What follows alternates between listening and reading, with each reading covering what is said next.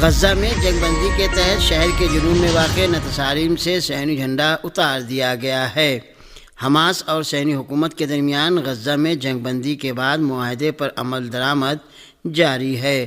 قدس چینل کے مطابق صہیونی صحافی مینڈی رازل نے نتصارم سے اسرائیلی پرچم ہٹائے جانے کی تصویر شائع کرتے ہوئے کہا ہے کہ اسرائیلی پرچم کو نتصارم فوجی دستوں کے انخلاء کی تیاری کے سلسلے میں ہٹایا گیا تھا۔ انہوں نے کہا کہ ہمارے ساتھ کیا ہوا کس قدر شرم کی بات ہے۔ صہیونی چینل کے نامہ نگار نے کہا کہ نتصارم میں صہیونی فوج کی جانب سے نگرانی کے لیے نصب کیے گئے کیمرے بھی ہٹائے جا رہے ہیں۔ نتصارم ہمارے ہاتھ سے نکل گیا ہے۔ صہیونی ذرائع نے غزہ کی جنگ میں شکست کا اعتراف کرتے ہوئے کہا ہے کہ فلسطین کی اسلامی مزاحمتی تحریک حماس بدستور غزہ میں موجود اور وہاں کا نظام سنبھال رہی ہے۔ ویلا نیوز ویب سائٹ کے مطابق حماس اپنا اقتدار بچانے میں کامیاب رہی اور حالات سے یہ ظاہر ہوتا ہے کہ حماس طویل جنگ کے باوجود ہر جگہ موجود ہے اور غزہ پٹی پر اس کا قبضہ ہے۔ اس نیوز ویب سائٹ نے لکھا ہے کہ عز الدین قسام بریگیڈ کے ترجمان کا زندہ رہنا صہیونی حکومت کے فوجی اور سیکورٹی اداروں کی شکست کے معنی میں ہے۔ فلسطین کی وزارت صحت نے غزہ میں صہیونی جارحیت میں شہداء اور زخمیوں کی تعداد کے بارے میں تازہ رپورٹ شائع کی ہے اور اس کے مطابق شہیدوں کی تعداد 47,000 سے بڑھ گئی ہے۔ رپورٹ کے مطابق غزہ پٹی کے خلاف صہیونی جارحیت کے دوران 7 اکتوبر سے اب تک زخمیوں کی تعداد 1,10,000 بتائی گئی ہے، جبکہ ہزاروں لوگ لاپتہ اور ملبوں میں دبے ہوئے ہیں۔ فلسطینی وزارت صحت کے اعداد و شمار کے مطابق غزہ پٹی میں رہنے والے 21 لاکھ لوگوں میں سے 90% باشندے صہیونی فوج کی بمباری کی وجہ سے بے گھر ہو چکے ہیں۔ غزہ پٹی میں بے پناہ لوگوں کی تعداد بھی 18 لاکھ تک پہنچ چکی ہے، جنہیں فی الحال پناہ گاہ اور بنیادی وسائل کی شدید ضرورت ہے۔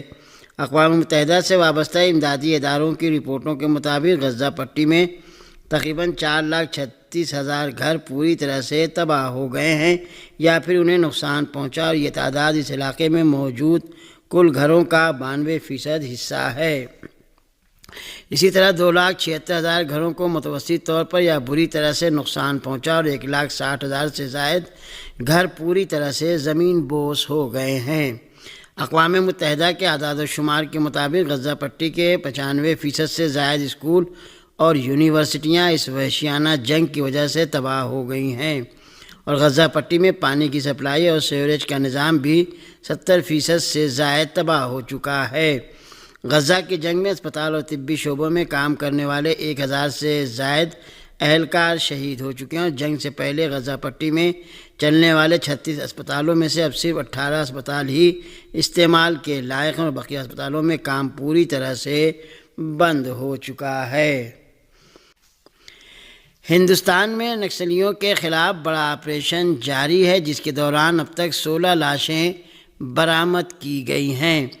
چھتیس گڑھ کے گڑیا بند ضلع میں نکسلیوں کے خلاف فوج کا ایک بڑا آپریشن کیا جا رہا ہے، جس کے تحت منگل کو سیکورٹی فورسز نے کئی نکسلیوں کو ہلاک کیا، جن میں سے 16 کی لاشیں برآمد کر لی گئی ہیں۔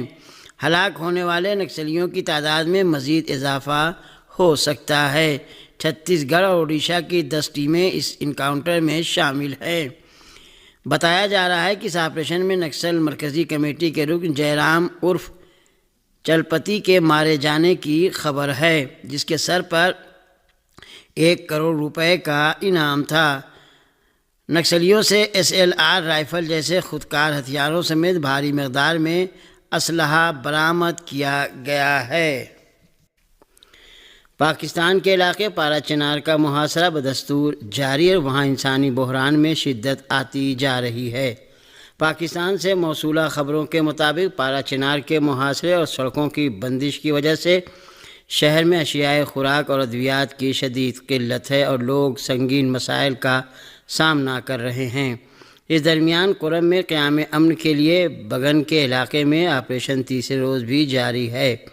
پارا چنار کے عمائدین نے حکومت کو 3 دن کی مہلت دی تھی کہ وہ پارا چنار کا محاصرہ اور سڑکوں کی بندش کو ختم کرائے، بصورت دیگر وہ آئندہ کا لائحہ عمل خود طے کریں گے۔ اس الٹی میٹم کے بعد انتظامیہ اور سیکورٹی فورس نے بگن میں جہاں سامان لے جانے والے قافلے کو لوٹ کر 9 افراد کو شہید کر دیا تھا، سرچ آپریشن شروع کیا۔ حکومت نے پارا چنار کے عمائدین کو یقین دہانی کرائی ہے کہ وہ جلد سے جلد راستوں کو کلیئر کرا دے گی۔ 4 مہینے سے جاری پارا چنار کے محاصرے کی وجہ سے اب تک درجنوں افراد دم توڑ چکے ہیں، جن میں بچوں کی بڑی تعداد شامل ہے۔ پاکستان کے وزیر اعظم منگل کے روز جب قومی اسمبلی کے اجلاس میں شرکت کے لیے پہنچے تو ایک ہنگامہ مچ گیا۔ اپوزیشن اور حکومت نمائندگان کی جانب سے شدید نعرے بازی کی گئی، جس سے کارروائی کرنا محال ہو گیا۔ پاکستان کے وزیر اعظم شہباز شریف کی قومی اسمبلی کی آمد کے ساتھ ہی اپوزیشن نے احتجاج شروع کر دیا۔ اپوزیشن کی طرف سے او او کی آوازیں لگائی گئیں اور ایوان میں اپوزیشن کا احتجاج شدید تر ہو گیا۔ عمر ایوب سمیت اپوزیشن اراکین نے اپنی نشستوں پر کھڑے ہو کر نعرے بازی کی اور جھنڈے کی کاپیاں پھاڑ دیں۔ پی ٹی آئی اراکین نے ہاتھوں میں پلے کارڈ اٹھا رکھے تھے۔ اراکین نشستوں پر کھڑے ہو کر احتجاج کرتے رہے۔ اپوزیشن لیڈر عمر ایوب خود بھی نعرے لگاتے رہے۔ دوسری جانب حکومتی اراکین نے وزیر اعظم کی نشست کے گرد گھیرا ڈال لیا اور جوابی نعرے لگانے شروع کر دیے۔ اسمبلی میں اتنا شور تھا کہ ایوان میں کان پڑی آواز سنائی نہیں دے رہی تھی، لیکن اسپیکر نے ایوان کی کارروائی کانوں پر ہیڈ فون لگا کر جاری رکھی۔ ایوان میں پیپلز پارٹی اراکین اپنی نشستوں پر بیٹھے تمام صورتحال سے لا تعلق نظر آئے، جبکہ اپوزیشن نے جھنڈے کی کاپیاں پھاڑ کر ایوان میں اچھال دی۔ واضح رہے کہ حکومت کی اتحادی جماعت پیپلز پارٹی نے کہا تھا کہ جب تک وزیر اعظم اجلاس میں شرکت نہیں کریں گے اس وقت تک ہم اجلاس میں شریک نہیں ہوں گے، جس پر وزیر قانون اعظم نذیر تاڑر نے یقین دہانی کرائی کہ وزیر اعظم 3 بجے تک ایوان میں پہنچ جائیں گے۔ بعد ازاں شہباز شریف پارلیمنٹ پہنچے تو اس کے بعد ہی اجلاس شروع ہوا۔ غزہ میں 900 سے زائد امدادی سامان سے لدے ٹرکوں کا داخلہ اور اپنے ہی ساتھیوں کے ہاتھوں ایک صہیونی فوجی کی ہلاکت جنگ بندی کے تیسرے دن رونما ہونے والے اہم واقعات رہے ہیں۔ غزہ میں جنگ بندی کے پہلے مرحلے کو نافذ ہوئے آج 3 دن ہو گئے ہیں۔ سول ڈیفنس اور امدادی ٹیموں کے اراکین اب ملبے تلے دبے ہوئے شہیدوں کے جنازوں کو نکالنے میں مصروف ہیں۔ جنگ بندی کے نفاذ کے بعد سے اب تک 137 شہیدوں کے جنازے کو ملبے تلے سے نکالا جا چکا ہے۔ اقوام متحدہ کا کہنا ہے کہ گزشتہ 24 گھنٹے کے دوران غذائی اشیاء اور انسان دوستانہ امداد سے لدے 915 ٹرک غزہ میں داخل ہوئے ہیں۔ غزہ والوں کو درکار لازمی اشیاء، انسان دوستانہ امداد جنگ بندی اور قیدیوں کے تبادلے کے معاہدے کا اہم حصہ ہے۔ فلسطینی مزاحمتی کے ایک باخبر ذریعے نے گزشتہ 2 روز کے اندر امداد رسانی کے عمل پر اپنے اطمینان کا اظہار کرتے ہوئے بڑی تعداد میں امدادی ٹرکوں کے غزہ میں داخل ہونے کی تصدیق کی ہے۔ مذکورہ ذریعے نے بتایا ہے کہ قیدیوں کے تبادلے کے دوسرے مرحلے میں 120 فلسطینی قیدیوں کے بدلے میں 4 صہیونی خاتون قیدیوں کو رہا کیا جائے گا۔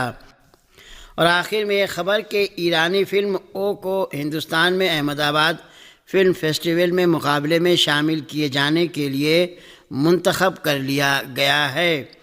شارٹ فلم او کے ڈائریکٹر علی حیاتی نے منگل کے روز بتایا ہے کہ یہ فلم ایک ایسی خاتون کی داستان ہے جو اپنے شوہر کو جیل سے آزاد کرانے کی کوششوں میں مختلف حالات کا سامنا کرتی ہے۔ اس فیسٹیول میں بہترین مختصر فلم، دستاویزی فلم، ہدایت کار، اسکرین پلے، اداکار اور اداکارہ، سنیماٹوگرافی اور بہترین ایڈیٹنگ کے لیے انعامات دیے جائیں گے۔